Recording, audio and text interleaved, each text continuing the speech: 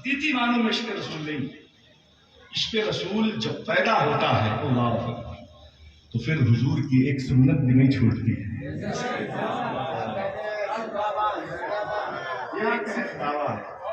حقیقی معنوں میں عشق رسول پیدا کیسے ہو؟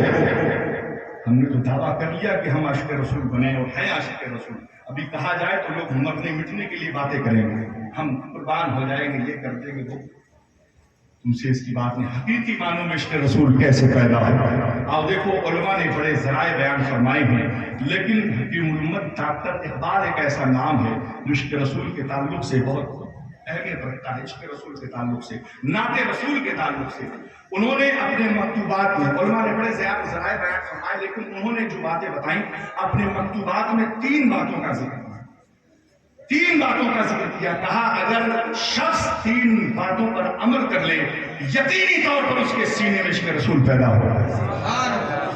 اور مزید یہ بھی فرمایا کہ جو والدین چاہتے ہوں کہ ان کے بچے ان کے فرما بردار ہو جائیں, وہ بھی اس طریقے پر عمل کر لیں گے, بچے ان کے فرما بردار ہوتے ہیں. چاہتے ہیں نا آپ لوگ بچے فرما بردار ہو جائیں آپ کے. ہمارا تو سب سے بڑا سرمایہ ہی عشق رسول ہے, سب سے بڑی دولت ہی عشق رسول ہے. ہم جیئیں تو عشق رسول میں, مریں تو عشق رسول میں.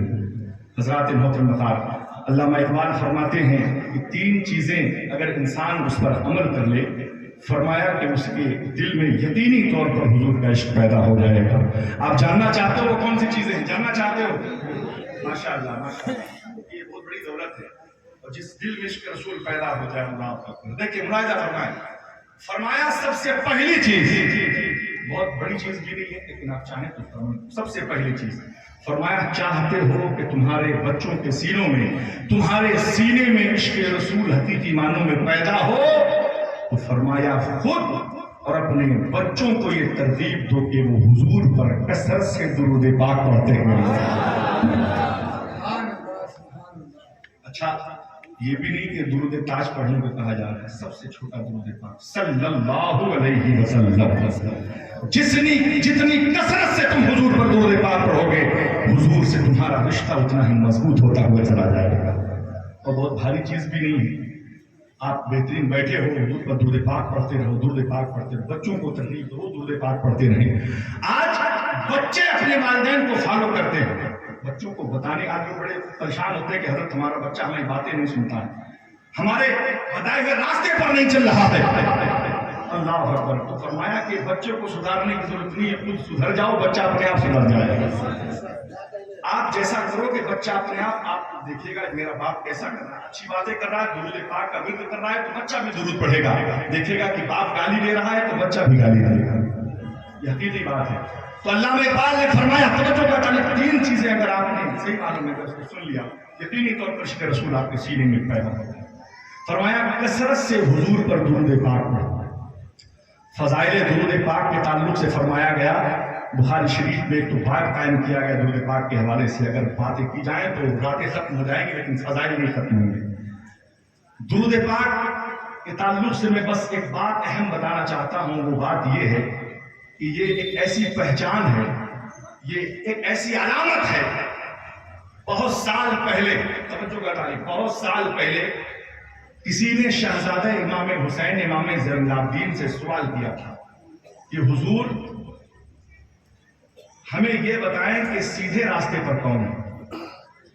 سیدھے راستے پر فرمایا جب اتنے ترک اور اتنے فرق ہو جائیں گے, اتنے فرقے جب پیدا ہو جائیں گے تو ہم کیسے پہچانیں گے کہ سیدھے راستے پر کون ہے.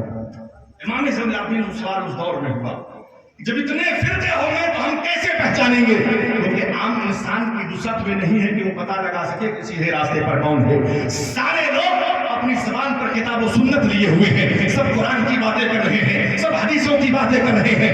ایسے عالم میں ہم یہ کیسے پتہ لگائیں گے کہ سیدھے راستے پر کون ہے. ایک عام انسان, ایک سبزی بیچنے والا انسان, ایک رکشہ چلانے والا انسان, کھیتوں میں مزدوری کرنے والا انسان کیسے پتہ لگائے گا. سوال ہوتا ہے کہ سرکار ہمیں بتائیں کہ ہم کیسے جانیں گے کہ سیدھے راستے پر کون ہے. شہزادہ امام حسین نے اس وقت فرمایا تھا کہ جو لوگ اہل السنہ ہوں گے, جو لوگ اہل السنہ ہوں گے وہ سیدھے راستے پر ہوں گے. وہ سیدھے راستے پر. کہا حضور بہت سارے فرقے اگر یہی کہیں کہ ہم بھی اہل سنت ہیں، ہم بھی اہل سنت ہیں، ہم بھی اہل سنت ہیں، تب ہم کیسے پتہ لگائیں گے سیدھے راستے پر کون ہے؟ سارے لوگ کہتے ہیں کہ ہم بھی سنی ہیں، ہم بھی سنی ہیں، تب کیسے پتہ لگائیں گے سیدھے راستے پر کون ہے؟ شہزادہ امام حسین نے فرمایا تھا من علامات اہل سنت علی کثرت الصلاۃ، نبی کریم صلی اللہ تعالی علیہ وسلم فرمایا جو قوم حضور پر کثرت سے درود پاک پڑھے گی وہی سیدھے راستے پر کہلاتی ہے۔ زندہ باد زندہ باد، اللہ اکبر، اللہ سبحان اللہ۔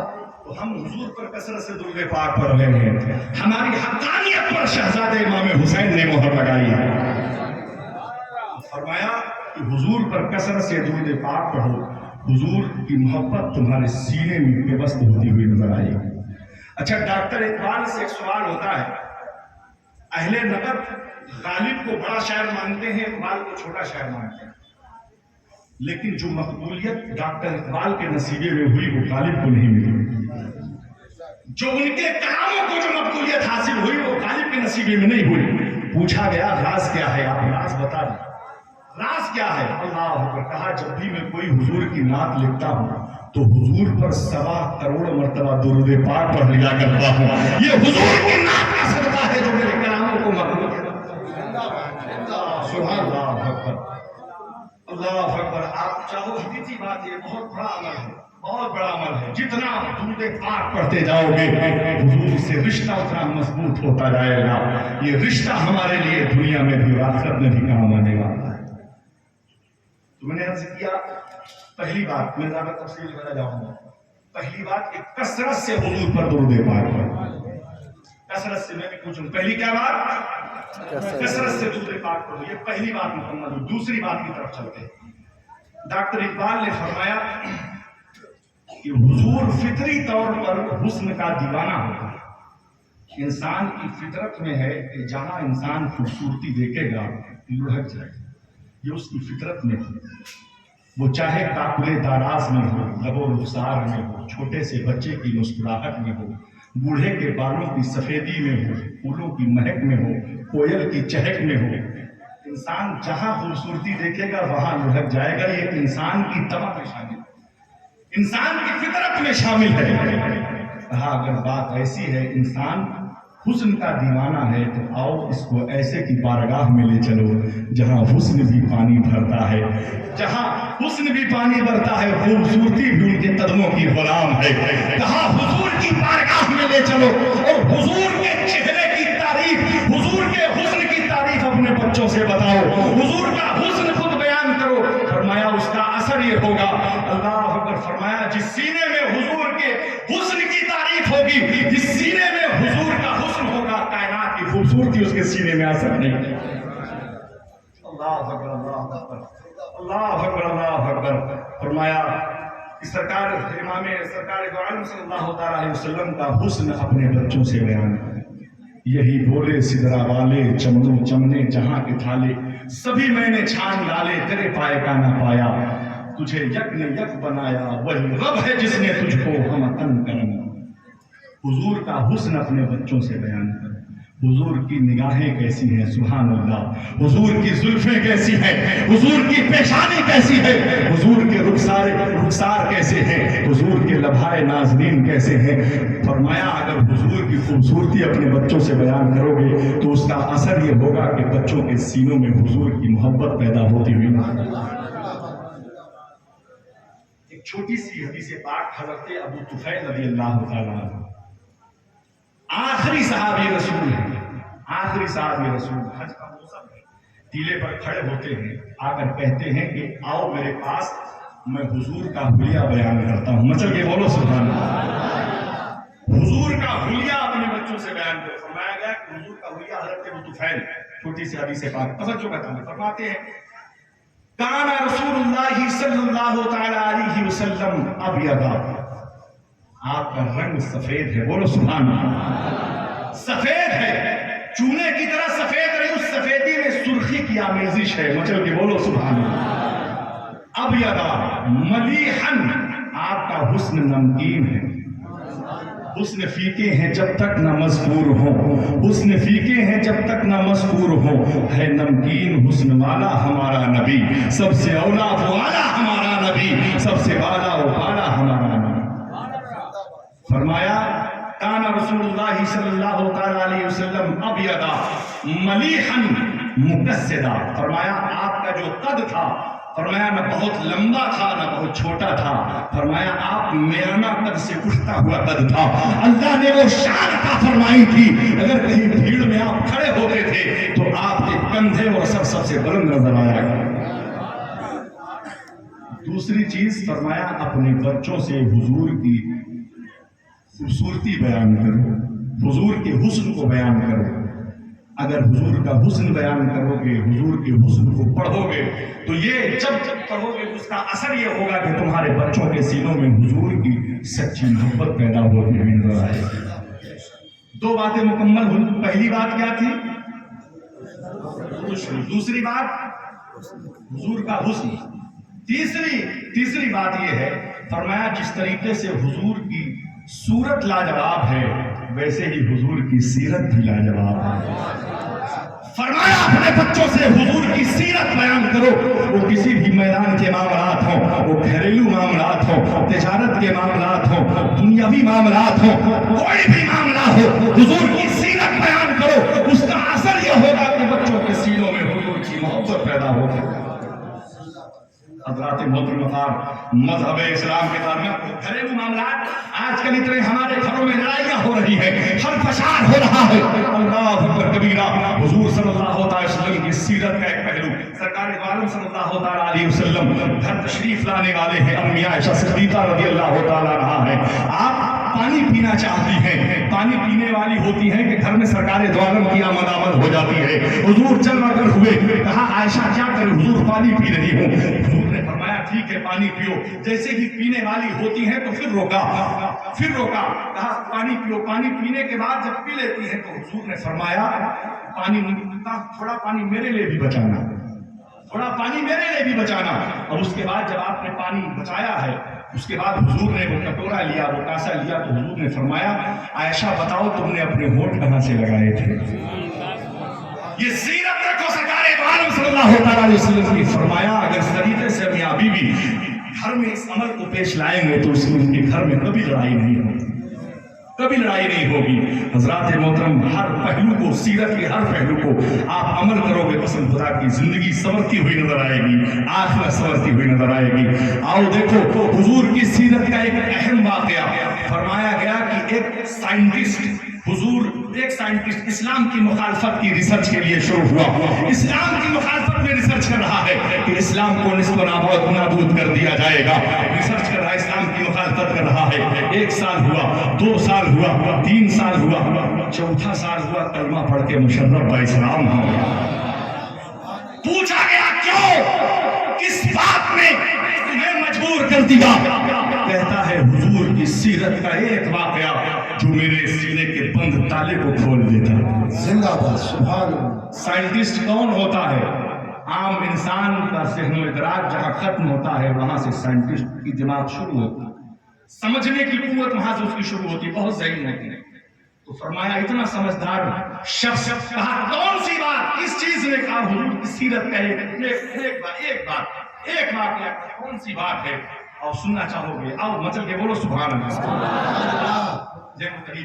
मस्जिद नबी में हुजूर जलवा अफरोज हैं, अल्लाह अल्लाह। सहाबा इकराम का झुरमुट लगा हुआ है। एक शख्स आता है दौड़ते हुए, कहा हुजूर मेरा बच्चा गुम हो गया है, मिल नहीं रहा है, मैं बहुत परेशान हूँ। 3 दिन से मैंने खाना नहीं खाया है, मेरी निगाहें तरस रही है उसको देखने के लिए, मेरा दिल बेचैन है उसको देखने के लिए। अल्लाह अकबर। उसी महफिल में एक शख्स बैठे थे, उन्होंने कहा मैंने इनके बच्चे को देखा है, फला बगीचे में खेल रहा है, फला बगीचे में खेल रहा है। इतना कहना था कि उस शख्स ने दौड़ लगा दिया। जैसे ही दौड़ा, हुजूर ने फरमाया इसे रोको, इसे वापस बुलाओ। उसे वापस बुलाया गया। कहा बड़ी जल्दी है। कहा हुजूर वो मेरा नूरे नजर है, लहते जिगर है, मेरी निगाहें उसे देखने के लिए तड़प रही है। हुजूर ने कहा मैंने तुझे रोकने के लिए नहीं बुलाया है। कहा हुजूर क्यों वापस बुलाया है? कहा वजह यह है कि जब तू जाना बागीचे में, वहां जो बच्चे होंगे, वहां बहुत सारे बच्चे होंगे, तो तू अपने बच्चे को बेटा कहके मत बुलाना। बेटा कह के क्यों हुजूर, मेरे दिल का चैन है, मेरा सहारा है, मेरी आंखों का तारा है, बेटा कह के क्यों ना बुलाऊंगा। हुजूर ने फरमाया उस गिरोह में पता नहीं कोई यतीम बच्चा ना खेल रहा हो। तेरी आवाज में बड़ा दर्द भी होगा, शफ़क़त पेदरी का अंदाज भी होगा। अगर उस बेटा कहने के अंदाज से किसी यतीम बच्चे के दिल को तकलीफ हो गई तो इसकी भरपाई कौन करेगा। अल्लाह अकबर कबीरा। इतना कहना था, ये मामलात हुए, ये सुनना था। साइंटिस्ट ने कहा कि हुजूर सरवर आलम सल्लल्लाहु अलैहि वसल्लम एक आम से बच्चे से, एक आम से शख्स के बच्चे का इतना ख्याल रखते हैं, तो मुस्तफा की हकीकत का आलम क्या होगा। मुस्तफा की हकीकत का आलम क्या होगा। मुस्तफा ने फरमाया कि अपनी औरतों, बेवाओं के सामने अपनी औरतों से प्यार मोहब्बत की बातें मत करो, यतीम बच्चों के सामने अपने बच्चों से प्यार मत करो। फरमाया गरीबों के सामने अपनी दौलत का इजहार मत करो। मुस्तफा जाने रहमत को अगर मानते हो, मुस्तफा से मोहब्बत करते हो, तो मुस्तफा की सीरत पर भी अमल करना होगा।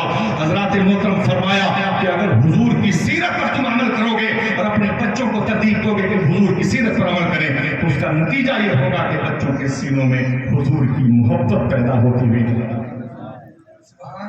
तीन बातें मुकम्मल हुई। पहली बात दुरूद शरीफ, दूसरी बात हुजूर का हुस्न बयान करो, तीसरी बात हुजूर की सीरत बयान करो। तीन बातें मुकम्मल हो गई। तीनों बातों को अगर इंसान कसरत से इस पर अमल करे तो यकीनी तौर पर हुजूर का इश्क उसके सीने में पैदा होगा। लेकिन उलमा ने बयान फरमाया कि चौथा और आखिरी, चौथी चीज भी, चौथा अमल भी जरूरी है। फरमाया ये चीज हुजूर के फजाइल और मनाकिब भी बयान करें, हुजूर के मरातिब भी बयान करो। हुजूर के मामलात क्या थे, हुजूर के मरातिब क्या थे, हुजूर का जलवा कैसा था। फरमाया आज अपने बच्चों को अगर तुम न बताओगे तो अंधेरे में बैठकर किसी ने लिखा माज़अल्लाह हुजूर को पीठ पीछे का इल्म नहीं है, माज़अल्लाह हुजूर को किसी चीज का इख्तियार नहीं है। बच्चे आज छोटे हैं, बच्चे आज सवाल नहीं करेंगे, कल जब बच्चे बड़े होंगे तो सवाल करेंगे कि आज जदीद साइंस और टेक्नोलॉजी की बुनियाद पर इंसान इतना तरक्की कर चुका है कि जमीन के नीचे सोना है, इस पहाड़ के अंदर तेल है।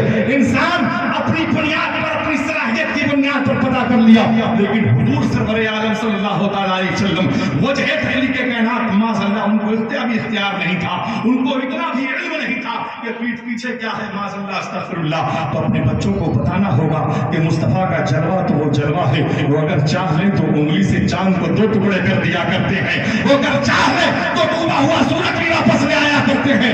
मुस्तफा का मकाम, मुस्तफा का पावर तो वो पावर है, वो चाह ले तो हालत नमाज में किबला भी बदल दिया करते हैं। कबीरा बनु सलमा की मस्जिद है, 2 रकाती नमाज, 4 रकाती नमाज है, 2 रकात नमाज मुकम्मल हुई, दिल में ख्याल आया अपना किबला होता तो कैसा होता। अभी दिल में ख्याल ही आया था कि हजरत जिब्रील के परों की आवाज सुनाई पड़ती है, अल्लाह का हुक्म हुआ है फौरन किबला बदल दिया जाए। अल्लाह अकबर।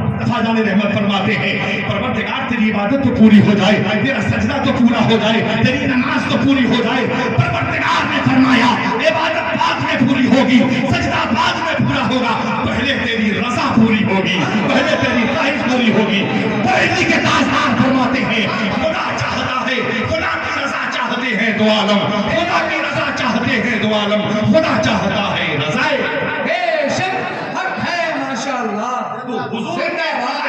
बच्चों से बयान करो, हुजूर के मनाकिब भी अपने बच्चों से बयान करो। माशाअल्लाह का जलवा, हुजूर का पावर ऐसा है। हज़रात मोहतरम ये 4 चीजें अगर आप अपने बच्चों से बयान करोगे तो उसका नतीजा ये होगा कि बच्चों के सीनों में सरकार की सच्ची पक्की मोहब्बत होती हुई नजर, और जिस सीने में सरकार की मोहब्बत पैदा हो जाएगी, कायनात का कोई भी बड़ा गुमराह फिरका, मुल्ला, खबीस कोई भी आए वो उसे भटका नहीं सकता। बेशक बेशक हक है, हक है। हज़रात मोहतरम ये बहुत अहम चीजें, इसको अपने दामन से आप बांध कर आज ले जाएं इंशाअल्लाह वजीज़। अगर इस बातों पर एक शख्स ने भी अमल कर लिया वो हमारी ये मेहनतें काबिश में कामयाब और कामयाब होती हुई नजर आएगी।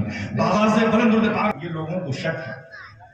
अच्छा कुछ लोग ये भी कहते हैं या फालतू में सब लाइट लगाते हो, तुम लोग इतना खर्चा करते हो, ये सब ऐसे किसी गरीब की शादी करा दो, ऐसे ऐसे मामला सवाल जवाब होते हैं। तो ये तो इश्क का इजहार है।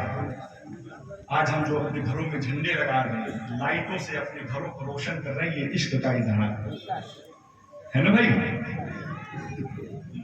ہمارے گھروں میں جب سے ربیع النور شریف کا چاند نمودار ہوتا ہے ہمارے گھروں میں صفائیاں شروع ہو جاتی ہیں، روشنیوں کا اہتمام شروع ہو جاتا ہے، اہتمام شروع ہو جاتا ہے۔ لیکن آج کے موقع پہ اس مہینے میں بھی کچھ گھر ایسے ہوتے ہیں جہاں اندھیرا ہے، دھوپ اندھیرا ہے، ان کے گھر میں بھی اندھیرا ہے، ان کے سینے میں بھی اندھیرا ہے، بے شک اندھیرا ہے۔ اللہ اکبر کبیرہ۔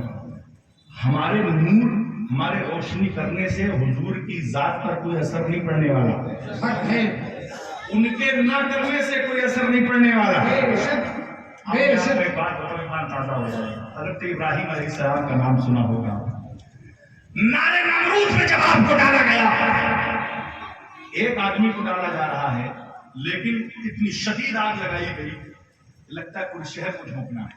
اللہ آگ کے شعلے آسمانوں سے باتیں کر رہے ہیں۔ دو جانوروں کا ذکر آتا ہے، توجہ دیکھو، جو لوگ اس پہ غور کرتے ہیں اللہ کا نام فائدہ دے گا، ضرور بھی ضرور اس کا فائدہ ہمیں ملتا ہے۔ دو جانوروں کا ذکر آتا ہے، پہلا جانور جس کا نام گرگٹ ہے، جب آگ دہک رہی تھی تو گرگٹ کا عمل کیا تھا، وہ اپنے منہ سے پھونک مار رہا تھا، پھونک مارنا آگ کی طرف، آگ اور دہکے اور دہکے، اس کے پھونک مارنے سے کوئی اثر نہیں ہوا، کوئی اثر نہیں، کوئی اثر نہیں۔ یہ عمل اللہ کو اتنا ناپسند ہوا، اتنا ناپسند ہوا کہ اللہ تبارک و تعالیٰ نے اس کو، اس کی پوری نسل کو عذاب دیا۔ حضور کا فرمان ہے، حضور فرماتے ہیں جہاں بھی گرگٹ کو دیکھو وہیں مار دو، جہاں گرگٹ کو دیکھو فوراً مار دو۔ شخص پہلے بار میں گرگٹ کو مار دے، اس کے نامہ اعمال میں 100 نیکیوں کا اضافہ ہو۔ خوب کس گرگٹ نے ماری تھی؟ عذاب پوری نسل کو ملا، پوری نسل کو ملا۔ اچھا وہ جو دوسرا جانور میڈک، اس کا عمل دیکھے، وہ منہ میں پانی لے رہا، چند قطرے لے کر کے آگ کی طرف ڈال رہا ہے کہ آگ بجھ جائے۔ اللہ اللہ اس کے پانی ڈالنے سے کوئی اثر نہیں ہو رہا، کوئی اثر نہیں ہو رہا۔ انعام کیا ملا؟ اللہ اکبر، انعام کیا ملا؟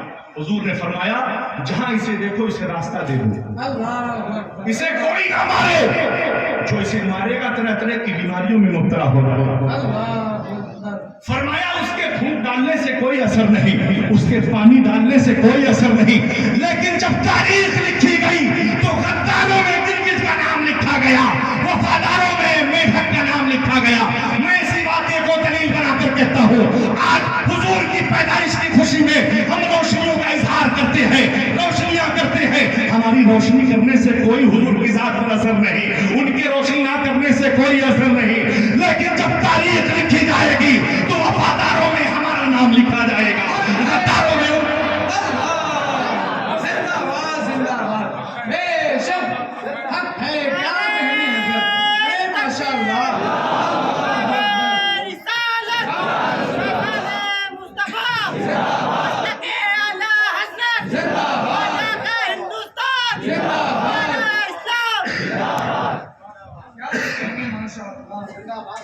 یہ اپنے اپنے عشق کا اظہار ہے۔ حضرات محترم، بڑی خوش نصیبی ہے ہم لوگ جو حضور کا میلاد منا رہے ہیں، بڑی خوش نصیبی ہے۔